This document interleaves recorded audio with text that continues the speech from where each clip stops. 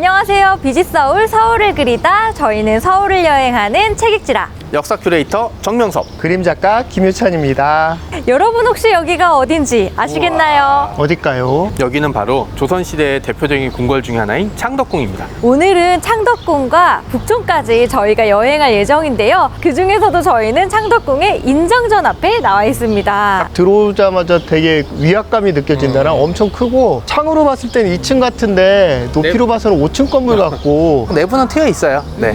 내부는 트여 있는데 좀 높이 보이는 그런 곳이죠. 네. 인정전은 이제 창덕궁의 정전이고요. 창덕궁 같은 경우는 사실 경복궁이 지어진 이후에 지었던 일종의 이궁이라고 부르시면 돼요. 그래서 경복궁 우리가 정궁이나 법궁, 여기는 약간 보조궁궐이라고 부르는데 사연이 좀 있습니다. 세종 때 아버지인 태종 이방원이 왕위를 살아있는 채 물려주거든요. 그래서 본인은 왕의 아버지인 상왕이 돼서 같은 경복궁에 있으면 좀 애매하잖아요. 네. 창덕궁을 쳤어요. 창덕궁은 정말 아름다운 궁궐이라고 네. 들었는데요. 그렇죠. 이제 우리 인정전부터 시작해서 후원이 굉장히 아름다우니까 한번 쭉 둘러보도록 하겠습니다. 네.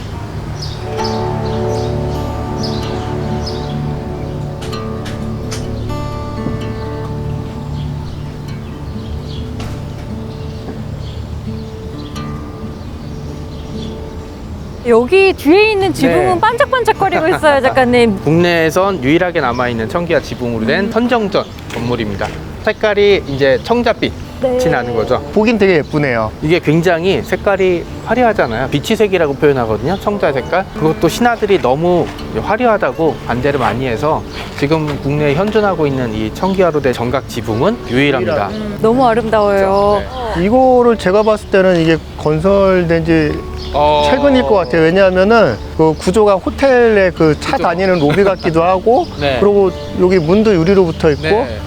정확히 보셨습니다. 여기는 희정당이라는 건물이고요. 말씀하신 대로 별로 지어진 지 오래된 것 같지 않죠? 대한제국이 멸망하고 나서 고종은 덕수궁으로 가고 아들이었죠. 순종은 이곳에 머물게 됩니다. 그러면서 1920년대쯤에 이제 손을 보게 되는데 앞에 이렇게 해놓은 거는 말씀하신 대로 그때는 가마 대신에 차를 타고 다녔으니까 차가 여기까지 딱 오면 이제 비나 눈을 맞지 않고 이렇게 내릴 수 있게. 그래서 어떻게 보면은 이 창덕궁은 조선의 역사와 이제 같이 괴를 했지만 조선이 이제 대한제국으로 갔다가 멸망하는 과정에 그 슬픈 역사를 담은 그런 장소이기도 합니다. 그러니까 우리가 더 이곳을 더 알아보고 돌아봐야 되지 않을까라고 저는 생각하고 있습니다.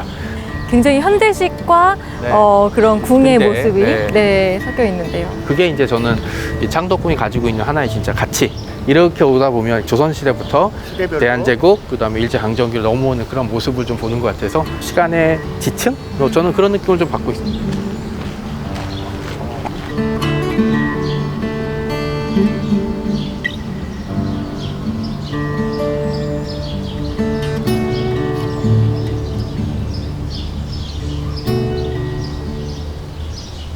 여기는 정말 아름다워요. 그죠. 네. 여기가 어디죠? 창덕궁 후원 올 때마다 아주 감탄이죠. 네. 저기 자연도 아름답고 여기도 2층 건물이 있는데 혹시 아시나요? 여기는 이제 창덕궁 후원에 있는 규장각입니다. 왕의 글씨와 시를 이렇게 보관하는 그런 장소이고요. 여기가 가장 유명했던 건 역시 정조 때 정조가 자신의 할아버지인 영조와 본인의 글들을 모아놓고 유명한 백타파의 실학습자들을 이제 검서관으로 채용을 해서 여기에서 일을 하게 만듭니다.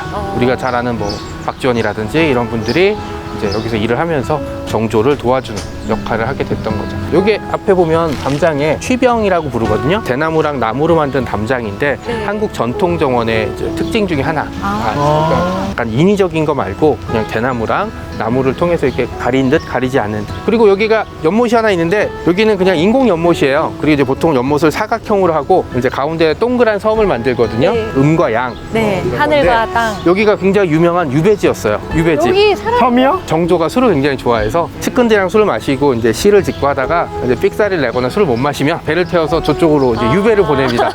섬이 작기 때문에 어디 숨을 데도 없어요. 그럼 이제 쪼그리고 앉아 있거나 이러면은 정조랑 다른 이제 신하들이 놀리면서 술을 또 마셨다는 그런 당사자에게는 굉장히 슬픈 전설이 있는 섬입니다. 네. 저 옆에 전각은 저희가 영화당이라고 해서 임금이 이렇게 내려다보면서 과거 시험도 보고 뭐 활쏘기도 하고 뭐 그랬던 장소라고 되어 있습니다. 그러면 저희도 한쪽에서 신선 노름을 하러 한번 가볼까요? 알죠. 네, 가시죠.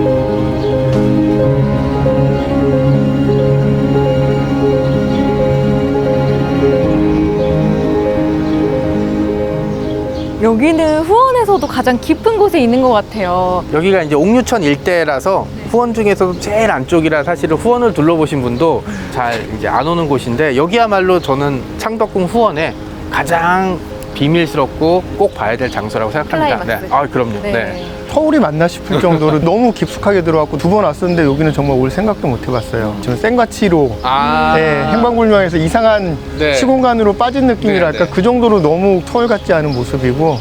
우리나라 건축문화를 보면 좀 특징이 정원이 건물 앞이 아니라 뒤에 있어요. 나만의 공간이어야 되잖아요. 네. 모든 궁궐마다 후원이 있는데, 경복궁은 지금 청와대가 들어와 있고, 네, 그 다음에 덕수궁 같은 경우는 상림원이라고 있었는데 거기가 없어지면서 지금은 아마 아파트가 들어와 있을 거예요. 아유. 아파트. 네. 그리고 여기는 창덕궁과 창경궁의 후원인데 여긴 다행히 잘 남아 있어서. 여기 뭐가 심어져 있어요? 왜냐면 조선은 농사를 짓는 국가였잖아요. 네. 그러니까 왕이 모범을 보여서 이제 농사도 짓고 뭐 이런 걸 하거든요. 그래서 이제 그런 모습을 한번 그래서 이제 위에도 기와지붕이 아니라 이제 지프로 이렇게 만들어 놨습니다. 후원을 아직 안 와보신 분이 있다면 네. 꼭 한번 와보셨으면 좋겠어요. 우리 역사를 후원할 수 있는 길이거든요. 아, 네. 그래서 오래오래 이 네. 후원이 남아있었으면 맞습니다. 좋겠습니다. 네. 저희는 이제 또 다음 장소로 아, 한번 그럼요. 가볼까요?